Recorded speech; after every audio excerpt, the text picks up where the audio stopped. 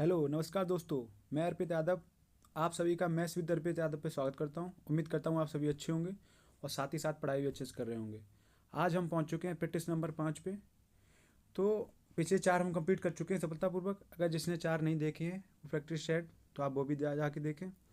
और आज का जो पेपर हम डिस्कस करने वाले हैं वो हैं 23 नवंबर 2021 का शिफ्ट नंबर 3। और ये प्रैक्टिस सेट आपके लिए इसलिए भी ज़रूरी हो रहे हैं क्योंकि प्रैक्टिस अगर प्रैक्टिस सेट लगा रहे हैं तो आप ना एग्ज़ाम से 2-3 महीना पहले लगाएं, क्योंकि आपका सिलेबस हो चुका है। तो आप पहले प्रैक्टिस करें और देखें कि हमारे क्वेश्चन बन रहे हैं कि नहीं। क्योंकि अगर एग्ज़ाम से 10 दिन पहले अगर आप प्रैक्टिस कर रहे हैं प्रीवियस ईयर क्वेश्चन की, तो वो कोई मतलब नहीं बनता है। क्योंकि अगर आपसे क्वेश्चन नहीं बने 10 दिन पहले अगर आप लगा रहे हैं तो आप फिर प्रैक्टिस कर भी नहीं सकते क्योंकि टाइम भी नहीं है। बट अभी क्या है, अगर आपके क्वेश्चन नहीं बन रहे हैं तो आपके पास टाइम है कि आप उनको रिवीजन कर सकते हैं। जो चैप्टर आपके नहीं बन रहे, सपोज दैट आपका परसेंटेज से क्वेश्चन गलत हो रहा है, तो आप जाके परसेंटेज टॉपिक को आप पूरा रिवीजन कर सकते हैं। ठीक है, तो इसलिए क्वेश्चन लगाएं। जिनका सिलेबस हो चुका है वो भी, और जिनका नहीं हुआ है वो सीखें, क्योंकि हम साथ साथ नए नए कॉन्सेप्ट भी सीख रहे हैं और डिटेल एक्सप्लेनेशन कर रहे हैं, ताकि आपको अगर नहीं भी आ रहा है तो आप समझ सकते हैं। तो बढ़ते हैं क्वेश्चन की तरफ। पहला क्वेश्चन हमसे कह रहा है, अविनाश और भुवनेश ने 8:5 के अनुपात में कुछ धनराशि का निवेश करके एक साझेदारी व्यापार आरंभ किया। राकेश 6 महीने बाद भुवनेश के समान धनराशि का निवेश करके उनके साथ शामिल हो जाता है। अविनाश, भुवनेश और राकेश की धनराशि के लाभ को एक वर्ष के अंत में किस अनुपात में वितरित किया जाना चाहिए। देखो, मैं आपको बता चुका हूँ कि जो प्रॉफिट होता है, प्रॉफिट दो चीज़ों पर डिपेंड करता है। क्या? इन्वेस्टमेंट और टाइम पे। अगर दो लोग काम कर रहे हैं, सपोज दैट ए और बी, तो इन्वेस्टमेंट इनटू टाइम, कि इन्होंने पैसा कितना लगाया और कितने टाइम के लिए लगाया। तो जो प्रॉफिट का रेशियो जो होता है, इनके इन्वेस्टमेंट इनटू टाइम के जो मल्टीप्लाई होता है, इसी पे डिपेंड करता है। तो अब क्या क्वेश्चन हमारा क्या कह रहा है कि अविनाश और भुवनेश ने 8:5 के अनुपात में पैसा निवेश किया। उसके बाद क्या हुआ? साझेदारी व्यापार आरंभ किया। राकेश 6 महीने बाद भुवनेश की समान राशि, तो ये तो अविनाश है और ये भुवनेश है। राकेश 6 महीने बाद भुवनेश के समान धनराशि का निवेश करके उनके साथ शामिल हो जाता है। तो राकेश 6 महीने बाद शामिल हुआ है, तो इनका क्या है, और क्या है, एक वर्ष के अंत में, मतलब एक वर्ष तक व्यापार चला। तो देखो, राकेश ने भुवनेश के समान, तो राकेश ने भी कितना इन्वेस्ट किया? 5। लेकिन क्या है, अविनाश ने, इनका तो 12 महीने के लिए हुआ, क्योंकि 8 × 12 है, क्योंकि पूरे साल तक इनका इन्वेस्ट रहा पैसा। भुवनेश का भी रहा 5 × 12। लेकिन राकेश का सीन क्या है, राकेश 6 महीने बाद आया है। 6 महीने बाद भुवनेश के समान धनराशि निवेश की उसने। तो राकेश का तो पैसा जो इन्वेस्ट हुआ है 5, वो कितने महीने के लिए हुआ है? वो 6 महीने के लिए हुआ। अब यहाँ से हम रेशियो है इनका कट कर लेंगे। 6×2 = 12, 6×2 = 12, तो इनका आ गया 8×2 = 16, 16 रेशियो 5×2 = 10, और यहाँ से एक बचा तो 5×1 = 5। तो इनका जो प्रॉफिट भी होगा वो भी इसी अनुपात में होगा, 16:10:5। तो ऑप्शन नंबर बी। बढ़ते नेक्स्ट क्वेश्चन की तरफ। 770 तक कितनी संख्याएं 3 और 5 दोनों से विभाज्य हैं? तो 770 तक 3 और 5 से कौन सी संख्या विभाज्य होगी? जैसे अगर पहली संख्या अगर हम देखें तो 3 और 5 से कौन सी विभाज्य होगी? तो वो होगी 15, क्योंकि इसका जो मल्टीप्लाई होगा ना 3 × 5। वैसे ही अगली संख्या जो होगी वो 30 होगी, जो 3 और 5 दोनों से विभाज्य होगी। तो हम क्या करेंगे, डायरेक्ट इसका 15 का मल्टीप्लाई कर देंगे। तो 15 बना 75, बचा कितना? 2, 15×15, तो ये 51 आया। तो 51 संख्याएं ऐसी हैं जो 5, 3 और 5 दोनों से विभाज्य हैं 770 तक की संख्या में। ठीक है, बढ़ते हैं नेक्स्ट क्वेश्चन की तरफ। एक वर्ड है ये, अप्रेंटिस के चौथे, 5वें और 7वें और 8वें अक्षर को एक अर्थपूर्ण शब्द बनाना है। संभव हो तो शब्द का पहला अक्षर कौन सा होगा?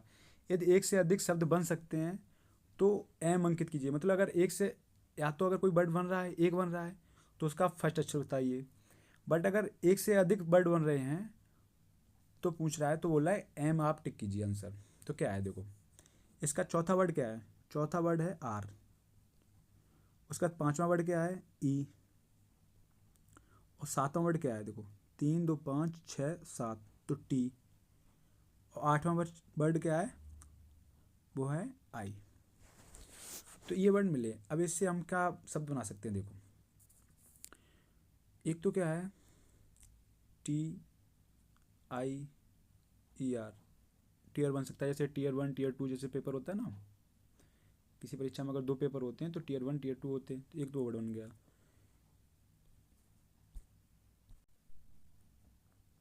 दूसरा वर्ड बन रहा है इसमें, ध्यान से देखेंगे तो एक टायर भी बन रहा है, टी आई आर ई। जैसे टायर्ड बोलते हैं ना, थकान वगैरह, तो 2 वर्ड तो ये बन गए। तो अगर यहाँ पूछा गया यदि एक से अधिक शब्द बन सकते हैं तो एम अंकित कीजिए। तो एक से अधिक तो बन ही चुके हैं, एक हफ्ता और भी बन जाएगी, तो एम हमने आंसर टिक किया। नेक्स्ट क्वेश्चन, एक रेलगाड़ी 92 किलोमीटर प्रति घंटा की गति से बिलासपुर से अमृतसर जाती है और 94 किलोमीटर प्रति घंटा की गति से वापस आती है। यदि संपूर्ण यात्रा में 186 घंटों का समय लगता है तो बिलासपुर और अमृतसर की दूरी ज्ञात कीजिए। तो फॉर्मूला क्या है, देखो डिस्टेंस, अगर हमें स्पीड दी गई है आने और जाने की, तो क्या होता है, distance is equal to S1 into S2 upon S1 plus S2 into time, total time कितना लगा।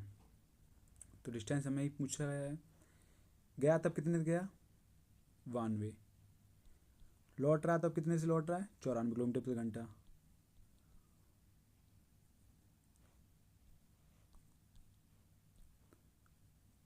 ओके, तो 92 और 94 अगर जोड़ देंगे, यहाँ S1 S2 यही तो है, तो 4 और 2 6, 9 9 18 है। लेकिन हमसे क्या कह रहा है, टोटल टाइम कितना लगा, 186 घंटे। तो टाइम भी है कितना, 186, तो 186 तो 186 कट गए, 92 गुणा 94 करना है। तो 92 को हम क्या लिख सकते हैं, 100 माइनस 4, सॉरी 100 माइनस 8 लिख सकते हैं, इंटू 94। तो ये तो सीधा हो गया कितना, 9400, और माइनस का 8 का गुणा 94 होगा, क्या हो बचा, 8 चौको 32 की 2, हाथ से लगी 3, 8 ने 72, 3 75। तो ये माइनस करेंगे तो 10 में से 2 गया, कितना बचा 8, 9 में से 5 गया 4, 13 में से 7 गया 6। तो आपकी जो डिस्टेंस आ गई वो कितनी आ गई, 8648, ऑप्शन नंबर 4।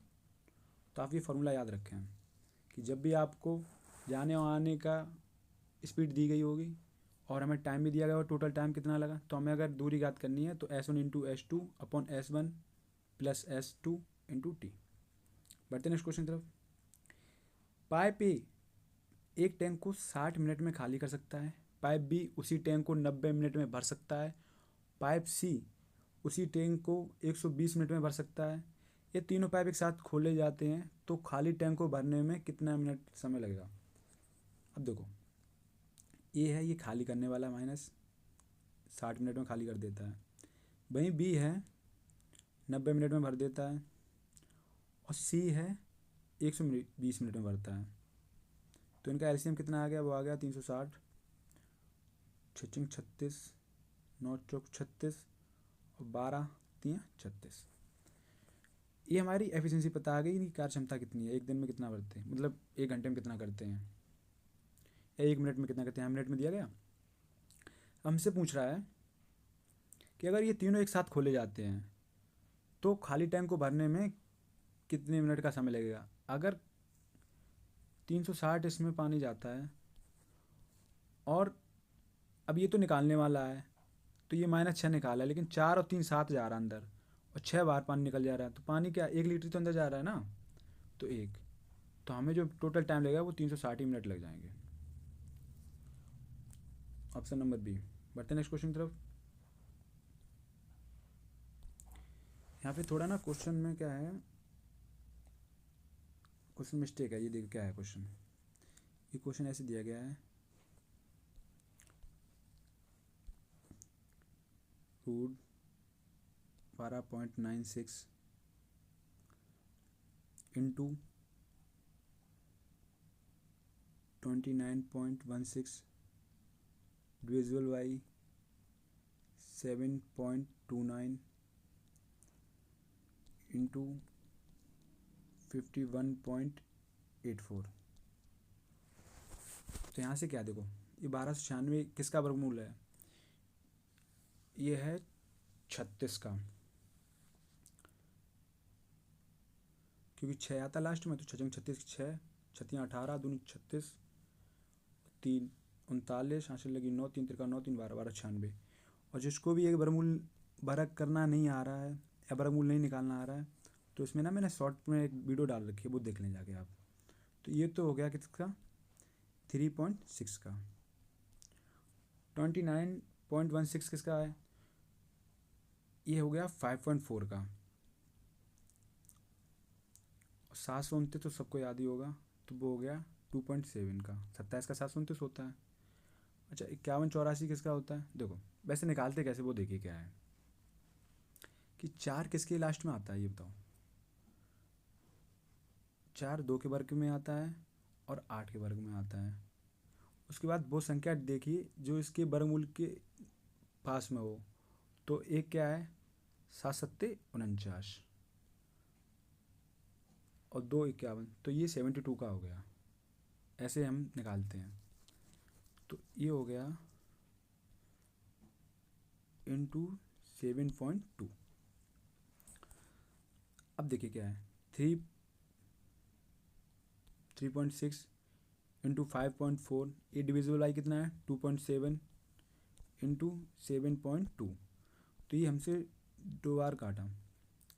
27 दूनी 54 और 36 दूनी 72, तो 72 का स्क्वायर 7.2 इंटू 7.2 बचा। तो 7.2 स्क्वायर किसका था? ये 5184 का ही था। तो ये आपका आंसर हो गया, लेकिन ये रूट के बाहर होगा क्योंकि बाहर है।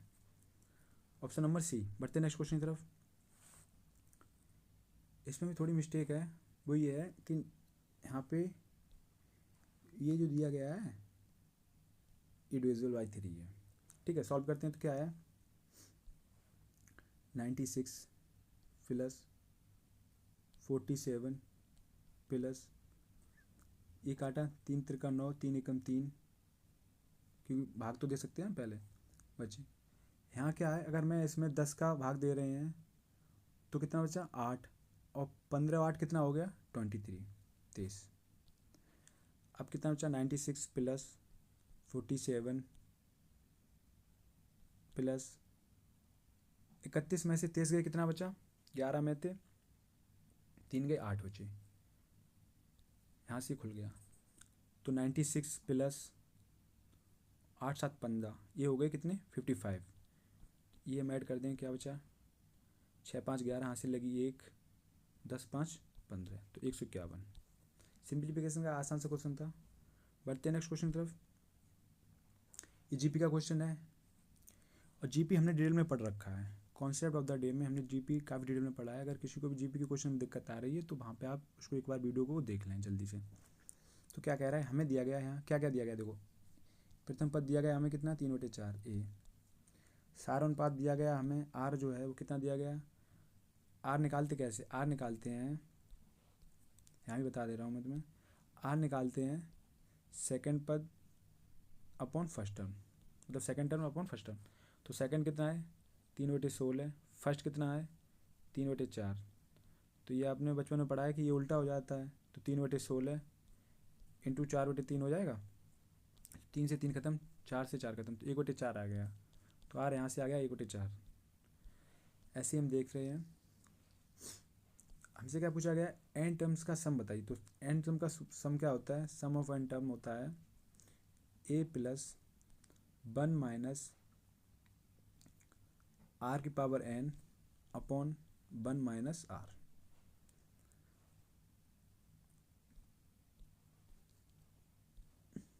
तो ए कितना दिया गया? हमें दिया गया है 3/4। 1 माइनस आर कितना है? 1/4 की पावर एन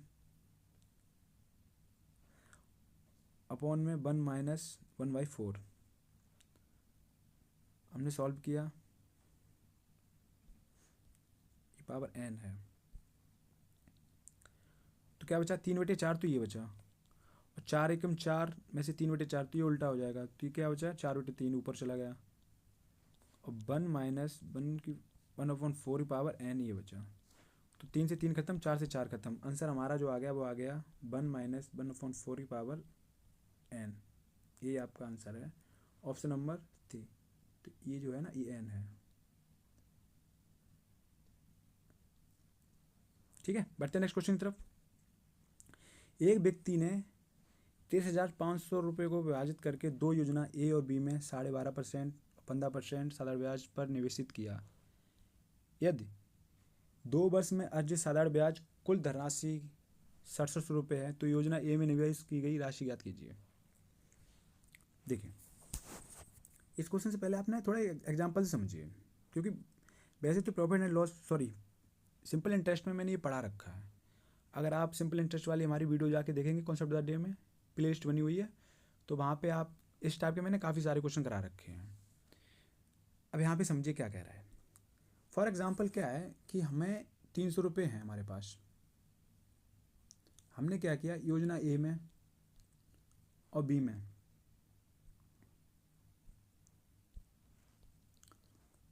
हमने क्या किया, योजना ए और बी में, ए में हमने 100 रुपये इन्वेस्ट किए और बी में हमने कर दिए 200। अब हमसे कहा जा रहा है कि ए में जो है वो हमने 12.5% के हिसाब से किए और बी में 15% के हिसाब से, और हमने किया ये 2 साल के लिए, 2 ईयर के लिए हमने पैसा इन्वेस्ट किया।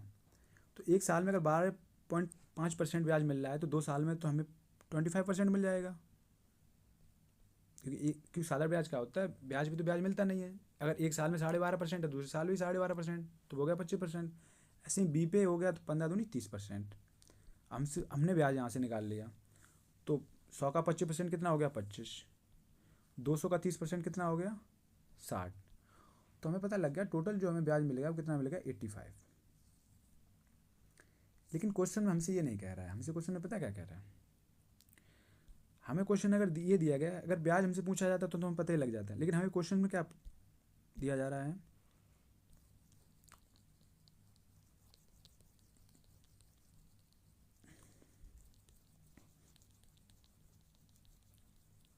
ये क्वेश्चन हमसे कह रहा है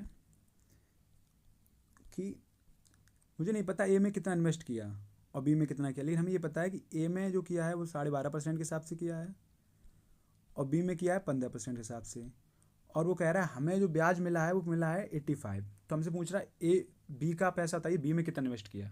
हमसे पूछा गया बी का पैसा बताइए आप।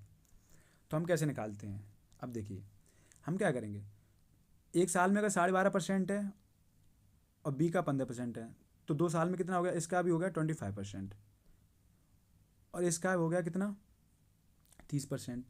मुझे नहीं पता पैसा कितना इन्वेस्ट किया, लेकिन मुझे ये पता है कि 25% इस पे ए पे ब्याज मिल रहा है और बी पे कितना मिला, 30%। मैं ये लेके चल रहा हूँ कि मैंने ना, अमाउंट तो अलग अलग होगा, इनका पैसा अलग अलग इन्वेस्ट किया। मैं लेके चल रहा हूँ कि मैंने ना 300 पे ही 25% का ब्याज निकाल लिया, क्योंकि 25% तो सेम है। यहाँ पे मैं अगर 30 को 25% प्लस 5% लिख सकता हूँ। तो मैंने क्या किया, पूरे पैसे पे 25% ब्याज ले लिया, तो 25/100। तो हमें पता लगा कि हमें ना 75 रुपये ब्याज मिल गया, लेकिन एक्चुअल में हमें जो ब्याज मिल रहा है वो तो 50 ही मिल रहा है। तो क्या ऐसा क्यों हो रहा है, क्योंकि पता हमने बी पे जो 30% ब्याज मिला उसका सिर्फ हमने 25% निकाला। तो इसका मतलब बी का जो है ना वो 5% ब्याज बच गया, अब वो हो गया 5/100। और बी का 5% ही जो है ये रुपये कम निकल रहे, क्योंकि यहाँ हमें 75 मिल रहा है जबकि हमें मिला 50 ही चाहिए था, तो 10 रुपये बच रहे हैं ना।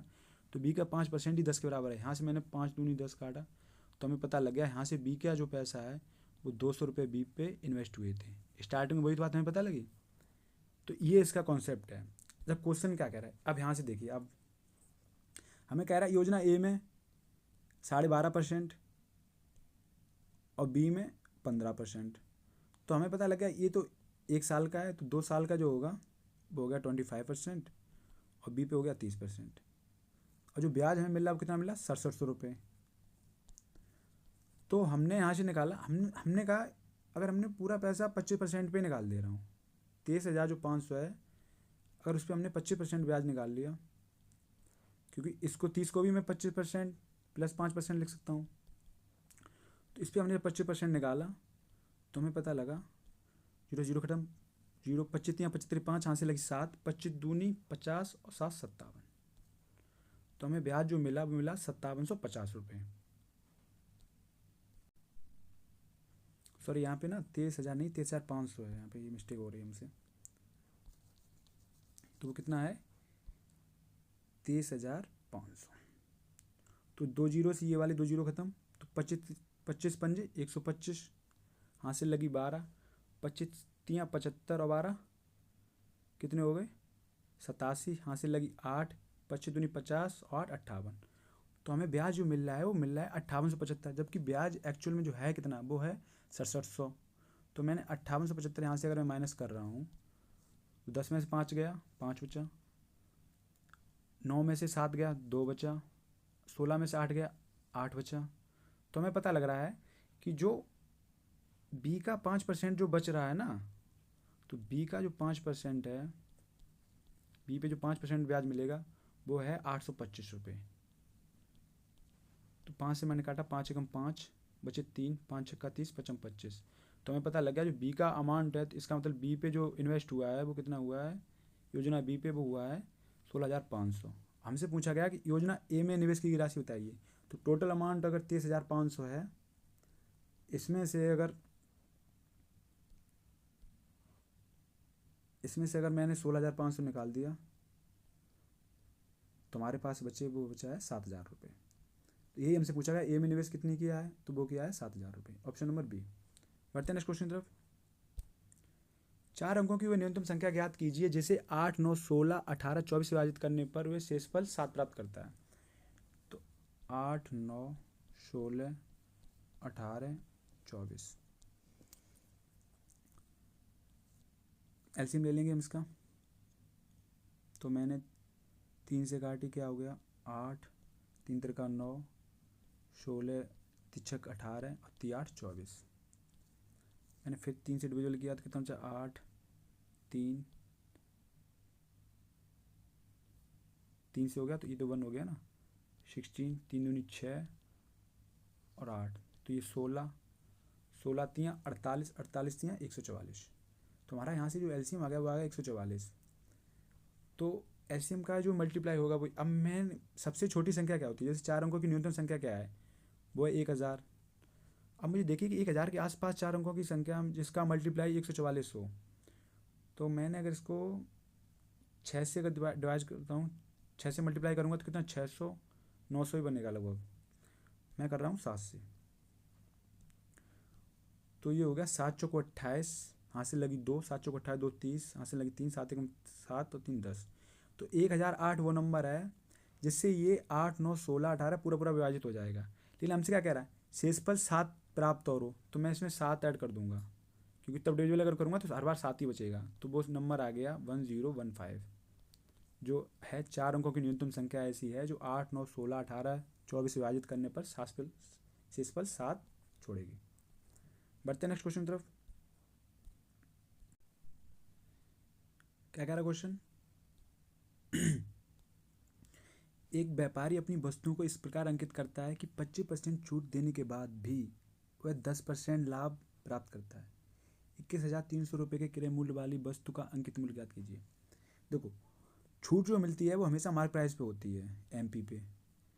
तो क्या कह रहा है 25% छूट देने के बाद, अगर उसने 25% छूट दे दी तो बेच कितने में रहा 75 में, 75/100। और क्या कह रहा है हमसे फिर भी वो 10% का लाभ प्राप्त कर रहा है। लाभ किस पे होता है, लाभ हमेशा सीपी पे होता है, क्योंकि जो वस्तु आपने क्रय मूल्य पे लाए हो ना, सीपी मतलब क्रय मूल्य, तो उसी पे तो लाभ प्राप्त करोगे आप। आपने कोई चीज़ खरीदी 100 रुपये में खरीदी, अब वो आप जो बेच रहे, अगर आपने 120 की बेची तो उसी पे लाभ तो उसी पे होगा ना, आपने इन्वेस्ट कितना किया। तो कह रहा है कि 110% का लाभ होता है, सॉरी 10% का लाभ हो रहा है, तो 110/100। अच्छा ये देखिए ये दोनों समान कैसे हुए वो आप समझो।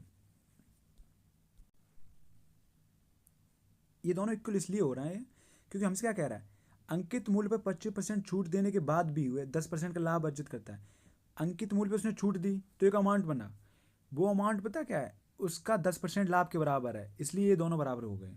तो यहाँ से हमने सॉल्व किया, 0 से 0 खत्म, 5 से काटा 15 अपना 75, 5 दूनी 10, 5 दूनी 10। तो यहाँ से हमें पता लगा जो एम पी का CP से जो रेशियो है, मार्क प्राइस मतलब होता है अंकित मूल्य, वो कितना है 22 से 15। अगर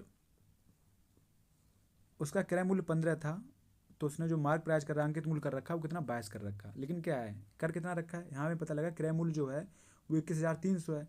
इसका मतलब 15 की जो वैल्यू है वो है 21,300। तो यहाँ से हम एक की वैल्यू निकाल लेंगे, क्या हो गई 5 3 15, सॉरी 3 से काटेंगे, 3 15, 3 7 21, 3 एकम 3, 5 से काटा क्या हो गया 5 एकम 5, 2 बचा, 5 चौको 20, 5 दूनी 10। तो ये आ गया आपका, यहाँ से एक की वैल्यू आ गई। लेकिन हमें क्या पूछा गया, हमसे पूछा गया है क्वेश्चन में कि वस्तु का अंकित मूल्य ज्ञात कीजिए। अंकित है कितना, अंकित मूल्य किया कितना 22। अगर एक की वैल्यू है 14 से 20 है, तो हमसे पूछा गया 22 की।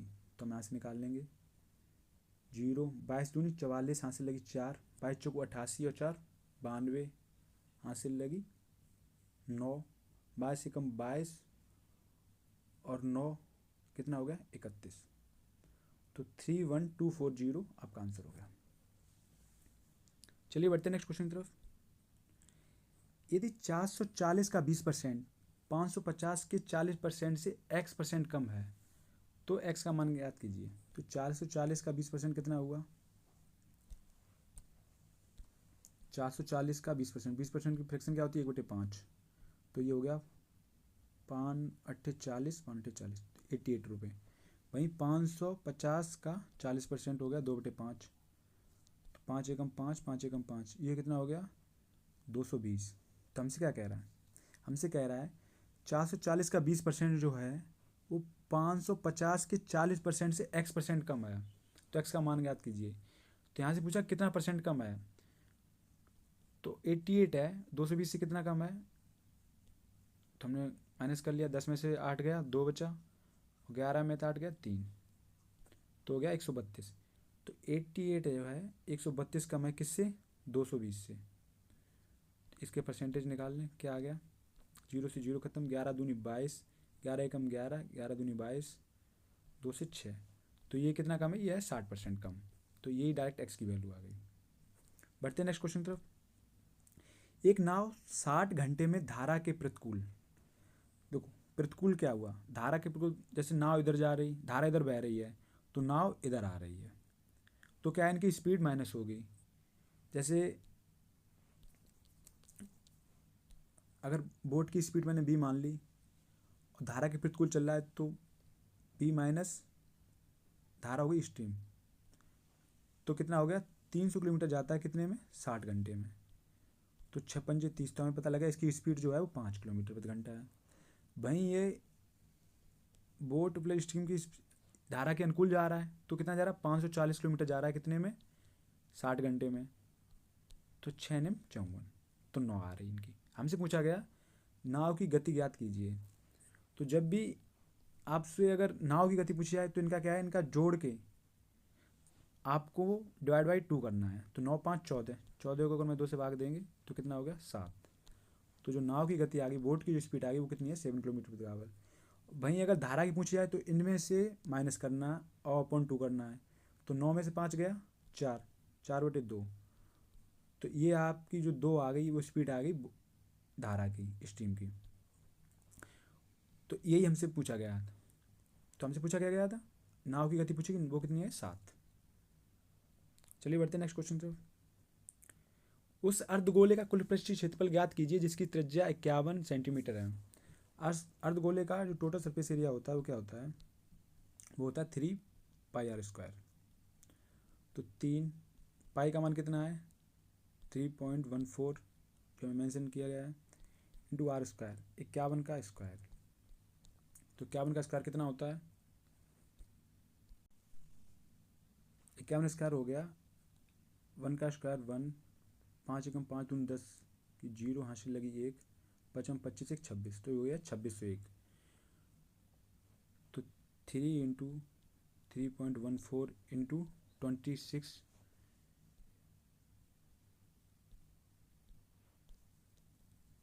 2601 हो गया। आपने मल्टीप्लाई किया तो पहले मैं इसका गुणा कर ले रहा हूँ इसका, तो 3 एकम 3 जीरो, 3 छक 18 की 8 हासिल लगी 1, 3 दूनी 6 1 7। उसके बाद आया, अब क्या बचा हमारे पास, बता 3.14। ठीक है, अब मैं इसका अगर 3 में गुणा कर रहा हूँ तो क्या बचा, 3 तिरका 9 जीरो, 3 8 24 की 4 हासिल लगी 2, 3 सक तो 21 और 2 23, तो ये हो गया 23,409। बचा क्या हमारे पास, 0.14 का गुणा और करने को और बचा, तो वो हम इसमें किया तो क्या हो गया, प्लस 14 तो 42, तो जीरो है तो 42 हो जाएगा, 14 अट्ठी 112, 12 का 2 हासिल लगी 1, 64 91 और 11, ये हो गया आपका 102। 14 तो 42 तो जीरो 42 हो गया, 14 अट्ठे 112 की 2 हासिल लगी 11, 64 98 और 11 109 हो गया। ठीक है, तो ये ऐड कर देंगे तो हमारे पास क्या बचा, 23,409 1092.42, तो 0.42, 9 2 11 की हासिल लगी 1, 9 1 10 जीरो हासिल लगी 1, 5 4 2, 24,501, तो ऑप्शन नंबर 4। बढ़ते नेक्स्ट क्वेश्चन की तरफ। एक मूलधन में साधारण ब्याज दर पर 4 वर्ष में 20% की वृद्धि होती है। समान ब्याज दर पर 2 वर्षों बाद 50,500 रुपये पर प्राप्त चक्रवृद्धि ब्याज दर की है। 4 वर्षों में पता है 20% इस हो रही है वृद्धि, तो 4 वर्षों में अगर 20% साधारण ब्याज पे हो रही है तो एक वर्ष में कितना हो रहा है, 5%। बस हमारा क्वेश्चन सॉल्व हो गया यहाँ से। चक्रवृद्धि ब्याज में क्या होता है कि ब्याज पे भी ब्याज लगता है। अगर पहली साल हमने इस पर 5% मिला ब्याज हमें, क्योंकि हमें दर पता लग गई, तो पहली साल 5% मिला तो कितना हो गया, 55 25 55 25 25 25। जो पहली साल में ब्याज मिला है वो कितना मिला, 25 25। तो दूसरी साल भी इसी मिलेगा 5%, तो वो कितना मिलेगा, 25 25। लेकिन हुआ क्या कि दूसरी साल हमें ये 25 25 पे भी 5% ब्याज मिलेगा, तो ये 2525 पर अगर मैं 5% निकालूँ बटे 100 तो कितना हो गया, 55 25 5 हासिल लगी 2, 5 दूनी 10 2 12 हासिल लगी 1, 55 25 1 26 हासिल लगी 2, 5 दूनी 10 और 2 12, तो 100 अगर 2 जीरो हैं तो 0.2 अंक बाद आएगा, कितना आया 126.25। तो हमें जो ब्याज मिला वो कितना मिला, 126.25। टोटल ब्याज ही पूछेगा तो टोटल ब्याज हम जोड़ लेंगे, कितना हो गया 25 25 और 25 25 कितना हो गया 50 50 प्लस 126.25, तो हो गया वो कितना आपका 6 5 2 7 1 5176.25, ऑप्शन नंबर बी। बढ़ते नेक्स्ट क्वेश्चन तरफ। एक कॉलेज में पुरुष और महिलाओं की संख्या के बीच का अनुपात जो है, मेल और फीमेल का जो अनुपात है वो कितना है, 25:26। यदि पुरुषों की संख्या में 20% की वृद्धि होती है और महिलाओं की संख्या में 30% की वृद्धि होती है, तो कॉलेज में पुरुष और महिलाओं का नया अनुपात क्या है। आसान सा क्वेश्चन है, देखिए इसमें क्या है, अगर मैं अनुपात दिया गया है 25 और 26 का, मैं इनको मान ले रहा हूँ 250 और कितना है 260, क्योंकि रेशियो दिया गया, हम अपना कुछ भी बढ़ा सकते हैं, किसी का गुणा कर सकते हैं रेशियो में, हम किसी का डिवाइड कर सकते हैं। अब हमसे कह रहा है कि पुरुषों की संख्या में 20% वृद्धि हुई है, तो 250 का जो 20% हुआ कितना हुआ, 1/5, 20% का फ्रैक्शन, तो ये हो गई 50। और वहीं फीमेल में कितना हुआ, 30% वृद्धि हुई, तो 260 का 30% की फ्रैक्शन कितनी हुई, 3/10, तो 3 18 हासिल लगी 1, 3 दूनी 6 और 1 7 78। तो हमसे पूछा गया कि नया अनुपात क्या है। देखो 250 पहले थे, 50 ऐड हो गए तो कितना हो गया 300।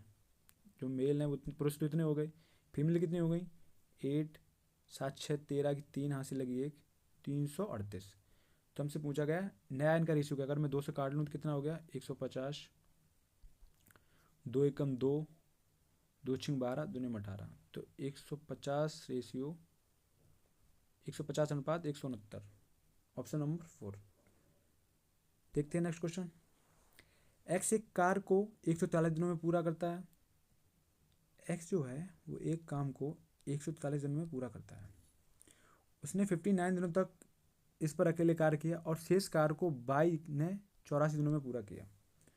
अगर एक्स ने 59 दिनों तक कार्य किया तो एक्स का काम बचा कितना था? 13 में 3 हो गया 4, 13 में से 5 गया 8। तो एक्स का जो काम बचा था 84 दिन का बचा था, और वही काम वाई ने भी 84 दिन में पूरा किया। तो इसका मतलब है जो एक्स और वाई है ना सेम टाइम में काम कर रहे हैं। तो अगर एक्स 143 दिन ले रहा है और वाई भी 143 दिन ले रहा है, तो इनका जो एलसीएम आया वो कितना आया? वो 143 आया। इनकी एफिशिएंसी क्या आई? 1-1। और हमसे कह रहा है उन दोनों द्वारा संपूर्ण कार्य को पूरा करने में कितने दिनों का समय लगेगा। अगर ये दोनों एक साथ काम करें तो काम कितना कराना है? 143 कराना है। ये दोनों करेंगे एक एक हिसाब से, तो ये काम एक दिन में करेंगे 2। 2 से काटा 2 7 14, 2 एकम 2, 2.5, 71.5। Option number D. आसान सा क्वेश्चन था टाइम एंड का। बढ़ते नेक्स्ट क्वेश्चन तरफ। किसी संख्या को 16 से विभाजित किया जाता है तो शेषफल 7 प्राप्त होता है। जब उसी संख्या के वर्ग को 16 से विभाजित किया जाता है तो शेषफल कितना प्राप्त होगा? तो जब भी आपको ऐसा क्वेश्चन देखने को मिले तो आप ना क्या कि ये शेषफल है इसका स्क्वायर करा रहा है ना, बाद में वर्ग करा रहा है। तो 7 का वर्ग कितना हुआ? 49। और 16 से विभाजित करा रहा है तो 16 से विभाजित करेंगे, 16 3 48, शेषफल कितना बचा? 1। Option number A. ऐसा हो क्यों रहा आप वो समझिए, इसके पीछे की कहानी क्या है। ऐसा इसलिए हो रहा है, देखो हमसे कह रहा है कि किसी संख्या को 16 से विभाजित किया जाता है तो शेषफल 7 बचता है। अगर 16 में मैं 7 जोड़ता हूँ तो कितने हो गए? 23। अगर 23 को मैं 16 से विभाजित करूँ तो 7 ही बचेगा, क्योंकि 16 कम 16 और 7। तो 23 का क्या सीन है कि अगर मैं 23 को 16 + 7 लिख रहा हूँ, क्योंकि 16 तो कट ही रहा है। अगर मैं इसका स्क्वायर कर दूँ, ये तो वर्ग करा रहा है कि जब उस संख्या को के वर्ग को 16 से विभाजित किया जाता है। अगर मैं वर्ग कर रहा हूँ तो क्या बचा? देखो ए स्क्वायर हो गया 16 का स्क्वायर, प्लस बी स्क्वायर हो गया 7 का स्क्वायर, प्लस का 2ab, 2 2 गुणा 16 गुणा 7। अब देखिए अगर मैं 16 से विभाजित कर रहे हैं तो देखो 16 इसमें आ रहा है तो ये तो 16 से कट ही जाएगा, और 16 यहाँ भी आ रहा है तो ये भी डिविजल हो जाएगा। मेन पॉइंट जो फंसा है वो यहाँ का फंसा है कि जो शेषफल बच रहा था, तो इसलिए हम हमेशा इसका वर्ग करके, तो यही आ गया ना 7 7 49 अपॉन में 16, तो 16 3 48, शेषफल क्या था? 1। इसलिए 1 बच रहा है। इसलिए हमेशा कभी जब भी आए तो आप शेषफल का जो इसका अगर वर्ग करने को है इस पर वर्ग कीजिए, और इसका जो शेषफल बचेगा वही आंसर होगा आपका। बढ़ते हैं नेक्स्ट क्वेश्चन तरफ। जब आप 100 से 1000 तक गिनती करते हैं तो अंक 4 कितनी बार आता है? अब ये क्वेश्चन देखिए, अंक 4 कहाँ कहाँ आता है। देखो 100 से पहली बार अंक 4 आएगा, वो आएगा 104 पे, फिर आएगा 114 पे, ऐसे ही 124 पे आएगा, 134 पे आएगा, और 144 पे आएगा, और 144 से पहले ये 140 पे भी आएगा, और 141, ऐसे करते करते फिर ये जब 144 बाद 154 पे आएगा, फिर 164 पे आएगा। ये 141 वाली लाइन है, इससे पूरे आएगा, ठीक है।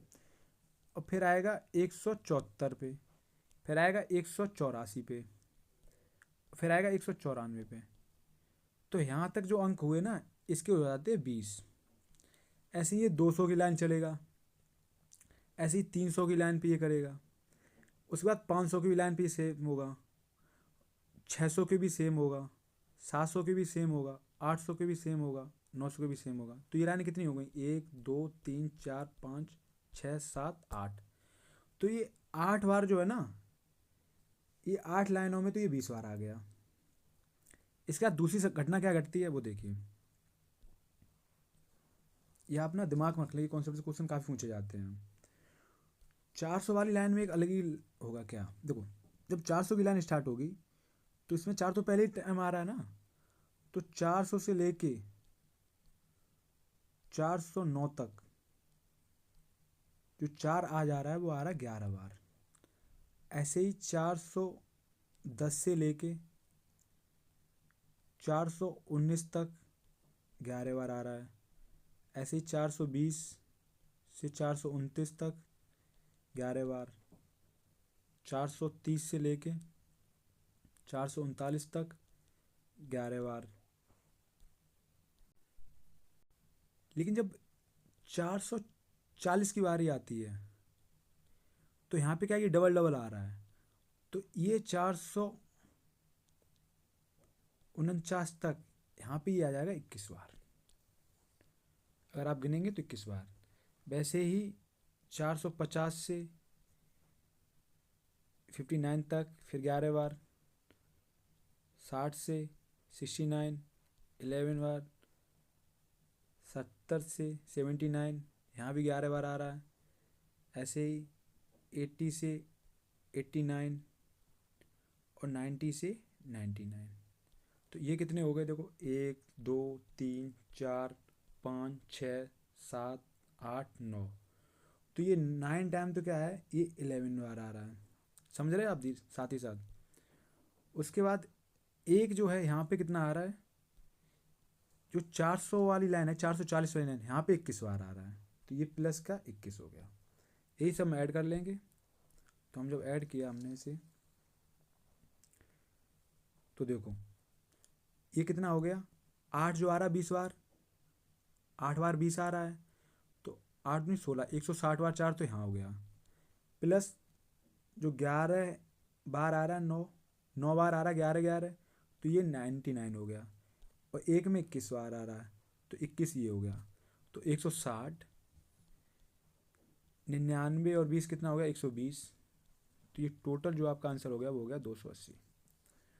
तो 100 से लेके 1000 तक गिनते टाइम 4 जो आएगा वो 280 बार आएगा। बढ़ते हैं नेक्स्ट क्वेश्चन तरफ। एक मोबाइल को 7525 में बेचने पर 65% हानि पर बेचा जाता है। यदि इसे 34,400 में बेचा गया होता तो वास्तविक लाभ या हानि प्रतिशत क्या है। देखो अगर इसको 7525 में बेचा जा रहा है ना, तो 65% की हानि हो रही है। तो इसका मतलब है अगर 100 की चीज़ है उसमें 65% की हानि हो रही है, तो ये 35 में बेची जा रही है। इसका मतलब भाई हमसे दिया गया कि अगर 35 की जो वैल्यू है वो कितनी है, 7525 की, तो हमें पता लग जाए इसकी ओरिजिनल कीमत क्या है। तो 5 से काटा मैंने, 5 तो 35, 5 एकम 5, दूनी 55 25, 0 55 25। 7 से काटा, 7 दूनी 14, 1 7 एकम 7, 7 ना 35। तो हमें पता लगा एक की वैल्यू जो है वो 215 है। तो यहाँ 100 की वैल्यू दोनों तरफ 0 बढ़ा दी तो वो है 2150।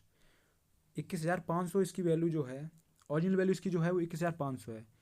लेकिन क्या कह रहा है, हमसे कह रहा है 64,000 अगर 400 में बेचा गया होता तो वास्तविक लाभ या हानि प्रतिशत क्या है। अगर 21,500 की चीज़ 34,400 में बेची जा रही तो कितना प्रॉफिट हो रहा है, 21,000 से माइनस कर देंगे हम। तो 0 0, 14 में तो 5 गया 9, यहाँ 3 में से 1 गया 2, तो हमें पता लगा 12,900 का लाभ हो रहा है। और देखो 12,900 का जो लाभ है, यहाँ कर रहे हैं हम, 12,900 का जो लाभ है वो हमें मिल रहा है 21,500 पे इंटू 100। तो ये 2 जीरो से ये वाले 2 जीरो ख़त्म, 5 से काटा, 5 दूनी 5 चौको 20, 5 तियो 15। ये 20, 129 गुणा 100 लिख सकते, तो ये हमने 5 से काटा, ये 20 बार बचा। तो 43 तियाँ होते 129, तो 3 दूनी 60, तो 20 दूनी, तो हमें ये प्रॉफिट जो हो रहा है वो हो रहा है 60% का। बढ़ते हैं नेक्स्ट क्वेश्चन तरफ। 3 क्रमागत वर्षों के लिए एक उत्पाद का मूल्य 138 रुपये प्रति लीटर, 276 रुपये प्रति लीटर, 345 रुपये प्रति लीटर था। यदि एक आम व्यक्ति उस उत्पाद पर 15,180 रुपये खर्च करता है तो तीनों वर्ष के लिए उस उत्पाद का प्रति लीटर औसत मूल्य कितना है। देखो पहली साल 138 है, दूसरी साल 276 है, तीसरी साल 345 है। तो इनका एवरेज हमें निकालना है। एवरेज ही पूछा गया कि अगर पहली साल इतना है तो इनका एवरेज कितना है। एवरेज क्या है कि sum of number upon number of संख्या, जो संख्याओं की संख्या कितनी है, मतलब 3 संख्या। ठीक है, तो जोड़ ले रहे, 8 6 14, 5 19 की 9, हाथ से लगी 1, 3 7 3 10, 4 14, 1 15, हासिल लगी 1, तो 2 2 4, 4 और 3 7/3, 3 से काटा, 3 दूनी 6, तिप 15, 3 3 9, तो वो इसका एवरेज जो आ गया वो आ गया 253। बढ़ते नेक्स्ट क्वेश्चन की तरफ। वर्ष 2020 में ब्रांड बीबी द्वारा उत्पादित एलईडी टीवी की संख्या ज्ञात कीजिए। एलईडी टीवी की जो कुल संख्या कितनी है वो है 1.5 लाख। हमसे क्या कह रहा है, बीबी द्वारा ज्ञात कीजिए, तो बीबी ने कितना परसेंट किया है, बीबी ने किया है वो है 23%, तो इसका हम 23% डायरेक्ट निकाल लेंगे, बटे 100, 2 जीरो से 2 जीरो खत्म, तो 0 0, 23 पंजे कितना होता है 115, हासिल लगी 11, 23 से कम 23, और 11 कितना हो गया 34, तो ये आपका आंसर हो गया 34,500। बढ़ते हैं नेक्स्ट क्वेश्चन तरफ। हमसे क्या कह रहा है, ब्रांड डबल ए और ब्रांड डीडी द्वारा बेची गई एलईडी टीवी की संख्या के बीच अंतर ज्ञात कीजिए। तो ए जो है वो 17% है, डीडी है वो कितना है 15%, तो इनके बीच अंतर कितना है 2% का, भाई हमसे पूछा गया।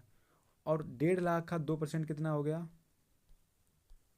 1.5 लाख का 2% हो गया, 2 जीरो से ये 2 जीरो खत्म, तो 15 दूनी 30, 3,000 रुपये। आसान सा क्वेश्चन आइडिया आएगा। नेक्स्ट क्वेश्चन, 2001, 2011, 2021, 2031 मोबाइल में बेची गई 3 कंपनियां हैं। एबीसी बिक्री हज़ारों में दी गई है। कंपनी बी की अधिकतम बिक्री किस वर्ष हुई है। बी है क्या, ये बी है ये जो है बी का सिंबल ये है, ठीक है।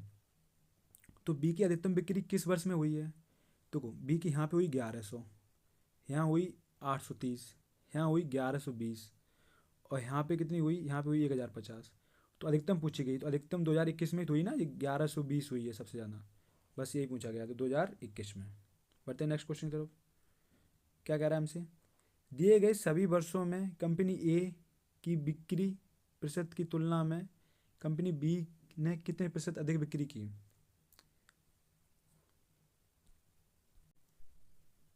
तो निकाल लेंगे हम सभी वर्षों में ए का।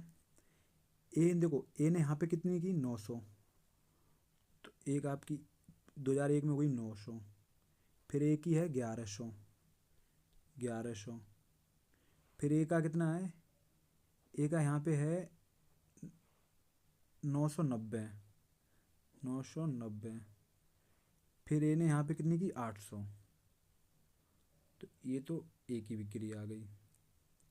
ऐड कर लेंगे ए की हम, तो ए की कितनी हो गई 0 9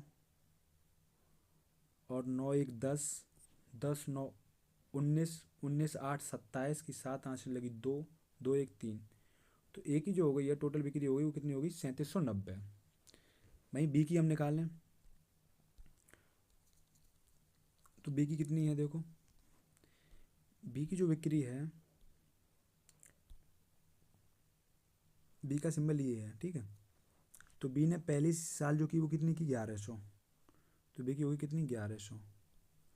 दूसरे साल जो बी की है वो कितनी है 830, तो ये हो गया 830।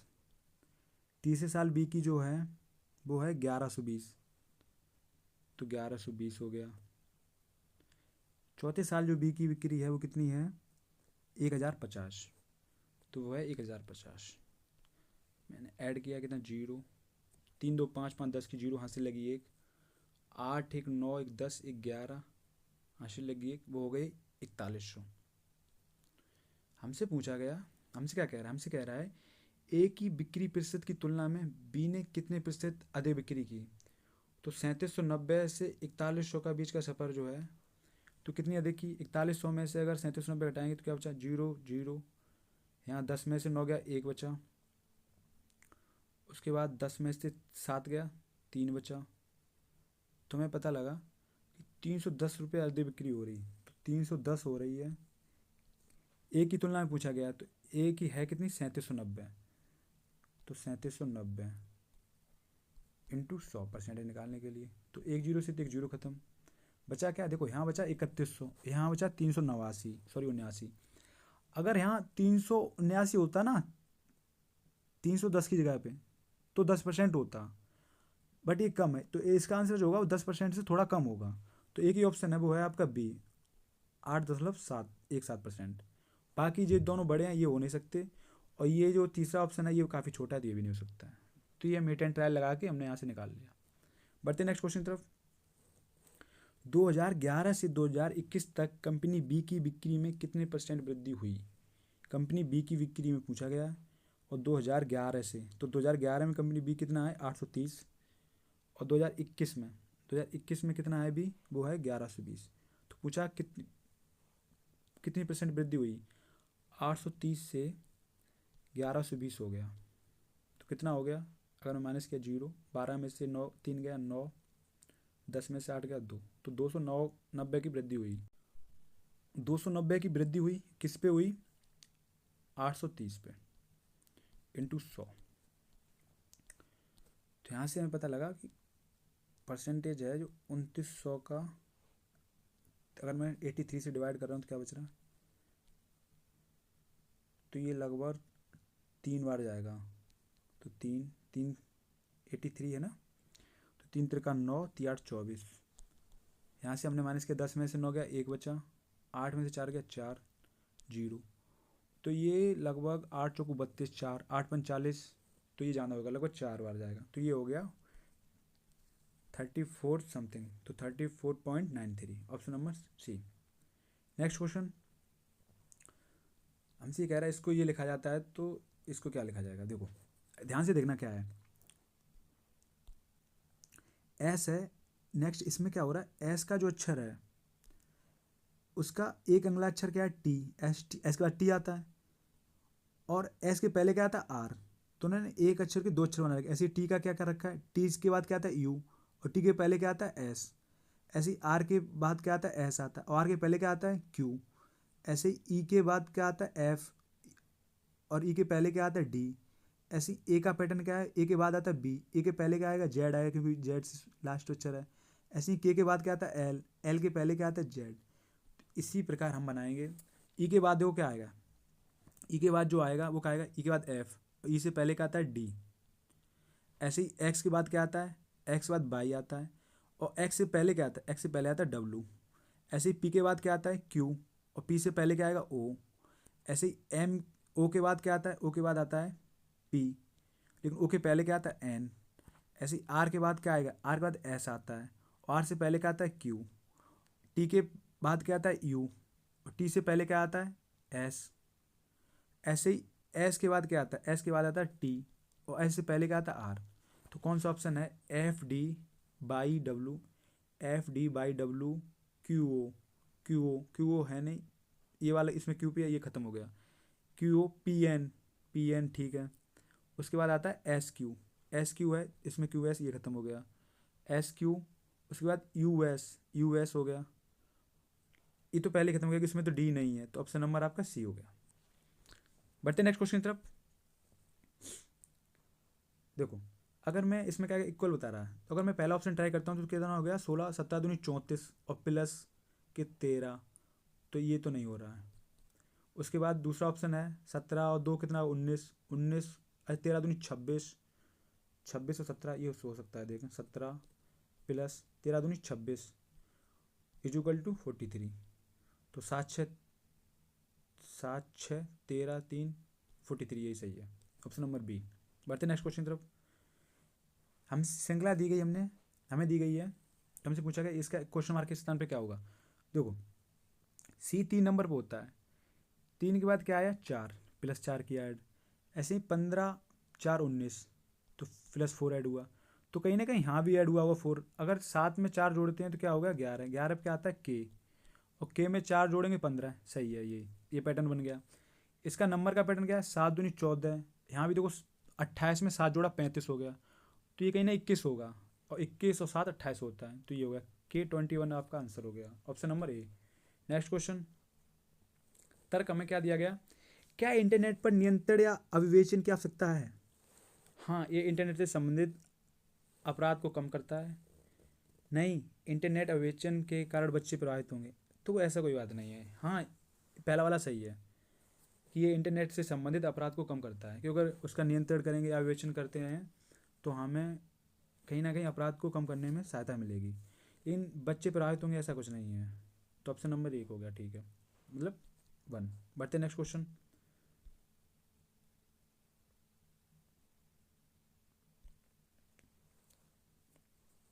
यहाँ हमसे कह रहा है, यहाँ हमें दिया क्या क्या है, देखो इनटू की जगह पे इनटू का मतलब है माइनस, गुणा का मतलब माइनस, प्लस का मतलब है वो है गुणा, ऐसे ही माइनस का मतलब है वो है भाग, ऐसे ही भाग का मतलब यहाँ है वो है प्लस, ये चीज़ है। उसके बाद हमें क्वेश्चन दिया गया है, इसमें क्वेश्चन में थोड़ी मिस्टेक है यहाँ पे शायद, ये यहाँ पे नहीं है, ये तो माइनस है। देखो क्वेश्चन क्या, क्वेश्चन हमें दिया गया है वो है 5 4 54 माइनस के 6 भाग 4 प्लस 5 गुणा 9। अब देखिए, तो 54 तो अपनी जगह पे है, माइनस का मतलब क्या है, माइनस का मतलब भाग, तो भाग 6 हो गया, भाग का मतलब क्या है प्लस, तो प्लस का कितना हो गया 4, प्लस का मतलब क्या है गुणा, गुणा हो गया 5, गुणा का अर्थ क्या है माइनस के 9।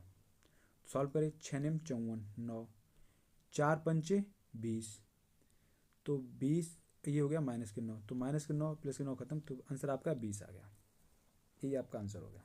बढ़ते हैं नेक्स्ट क्वेश्चन तरफ।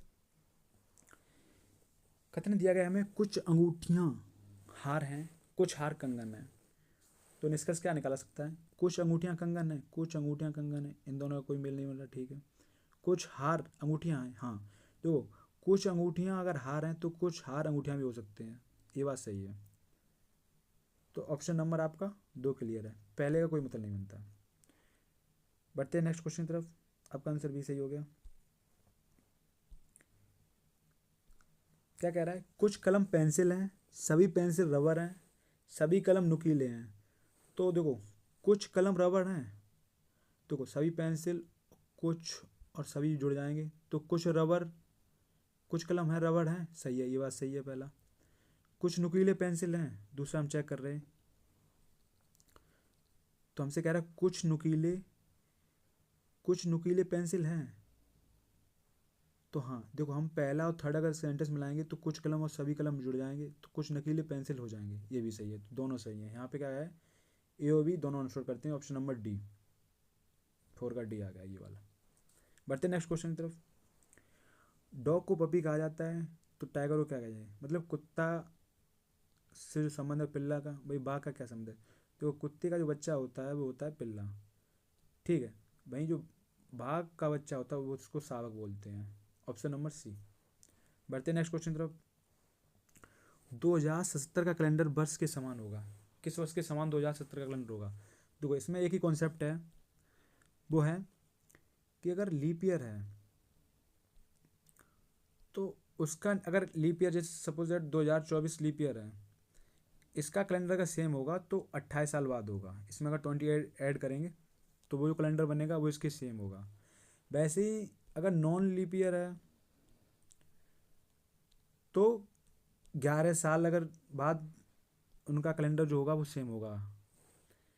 अगर लीप ईयर की 1 साल बाद है, जैसे मान लो इसमें क्या है, जैसे 2077 है, तो ये लीप ईयर का अगला साल है क्या, तो देखें 2076 लीप ईयर है क्या, तो हम 4 का डिवाइड करें, 4 एकम 4, 4 76, हाँ तो हमें पता लगा 2076 है वो लीप ईयर है। और उसकी अगर नेक्स्ट ईयर दिया गया है तो इसमें अगर मैं 6 ऐड कर दूंगा तो उसका कैलेंडर सेम हो जाएगा, तो प्लस के 6 किया हमने तो हो गया 2083, तो 2083 जो होगा उसका कैलेंडर इसके सेम होगा, ठीक है। बढ़ते हैं नेक्स्ट क्वेश्चन तरफ। क्वेश्चन हमसे कह रहा है एन और ओ एम के पूरब में है, अगर एम यहाँ है तो एन यहाँ है, तो नीचे लिख ले रहा हूँ इसको, अगर एम यहाँ है तो एन और ओ है एम के पूरब में है, तो एन और ओ, ठीक है। उसके बाद हमसे कह रहा है पी एन के उत्तर में है, पी एन के उत्तर में है, पी है वो एन के उत्तर में, तो पी कहीं है। उसके बाद कह रहा है और ओ के उत्तर पश्चिम में है, तो ओ के उत्तर पश्चिम अगर मैं यहाँ से रखूँ तो ये सही है, बात है, उत्तर पश्चिम हो गया, क्योंकि उत्तर ये हो गया इसका ओ का, और पश्चिम ये हो गया तो उत्तर पश्चिम में हो गया, ठीक है। हमसे पूछ रहा है पी एम की किस दिशा में है, पी है, एम की किस दिशा में है। अगर मैं एम का यहाँ से दिशा चेक कर रहा हूँ तो एम का तो उत्तर ये है और पी यहाँ पे है तो ये पूरब है। तो ये पी जो है एम की दिशा में है, वो है उत्तर पूरब, जो ये दिशा है उत्तर पूरब हो गई। Option number A. बढ़ते नेक्स्ट क्वेश्चन तरफ। हमसे पूछा गया है ये वाटर इमेज दी गई, जल प्रतिबिंब दिया गया, इसमें क्या बनेगा। तो देखो इसका मतलब प्रतिबिंब कहीं यहाँ लगा हुआ है, जल का मतलब उल्टा बनता है तो ठीक उल्टा बनेगा। अगर ई है, अगर ई यहाँ पे नॉर्मल बनती है तो जो जल प्रतिबिंब बनेगा उसमें ई ऐसी बनेगी उल्टी। तो ऑप्शन नंबर एक ही है, इसमें ऐसा हो रहा है। ऑप्शन नंबर दो। तो ये सारे वर्ड उल्टे होते चले जाएंगे। जैसे एन अगर नॉर्मली ऐसे बनता है तो वही जल प्रतिबिंब में ये ऐसे बनेगा उल्टा इधर की तरफ, क्योंकि इसका ठीक उल्टा हो जाता है। बढ़ते नेक्स्ट क्वेश्चन तरफ। ये सीरीज दी गई तो पूछ रहा है नेक्स्ट वर्ड क्या होगा। देखो ध्यान से देखना क्या है, जब यहाँ से यहाँ पे आ रहा है तो क्या है, इसके शुरू के दो अक्षर और लास्ट के दो अक्षर खत्म हो रहे हैं। फिर क्या हो रहा है, फिर देखो क्या हो रहा है, इसमें पहले तो माइनस का 2 हुआ, फिर प्लस का 1 हो रहा है। इसमें एक एक अक्षर दोनों तरफ से जुड़ रहा है। देखो इसमें एन नहीं था तो इसमें एन जुड़ गया आगे से, यहाँ पहले इसका अक्षर, और इसके बी के बाद एल आ गया तो ये एल जुड़ गया। इसके बाद क्या हुआ, फिर दो अक्षर माइनस कर दिए आगे और पीछे के, तो एन सी इधर भी चला गया, इधर इसका बी ए चला गया। अब क्या है, अब +1 होगा। तो देखो O M P A R A है, अब प्लस एक एक अक्षर और जोड़ा जाएगा तो क्या जोड़ा जाएगा, तो ओ से पहले क्या है सी, तो इसका सी जुड़ गया, और इसमें ए के बाद क्या आता बी, तो इसका बी जुड़ गया। तो COMPARA बी है, ऑप्शन नंबर एक में है, जो ऑप्शन नंबर बी है दो, उसमें ये आंसर है। चलते हैं नेक्स्ट क्वेश्चन तरफ। क्या कह रहा है हमसे, केवल ऑटोमोबाइल्स और ऑटो पार्ट्स को लग्जरी सामान माना जाता है, ABC लिमिटेड ऑटो पार्ट्स का उत्पादन करता है। निष्कर्ष क्या निकाल रहा है, ABC लिमिटेड ऑटोमोबाइल्स का उत्पादन नहीं करता है। भाई ये तो कंफर्म तो नहीं है कि नहीं करता है, ऐसी बात तो नहीं कही गई, बट क्या कह रहा है ABC लिमिटेड ऑटोमोबाइल्स का उत्पादन करता है। तो इसमें पता क्या है, इसका ऑप्शन आपका सी होगा। या तो निष्कर्ष एक सही है या दो सही है, इन दोनों में से एक तो सही है, क्योंकि केवल ऑटोमोबाइल्स और ऑटो पार्ट्स लग्जरी सामान में आते हैं। ABC लिमिटेड जो कंपनी है वो ऑटो पार्ट्स का उत्पादन करती है। तो ABC लिमिटेड कंपनी है ऑटोमोबाइल्स का उत्पादन कर भी सकती है और नहीं भी कर सकती है, दोनों पॉसिबिलिटी हैं। तो या तो एक है या दो है। बढ़ते हैं नेक्स्ट क्वेश्चन तरफ।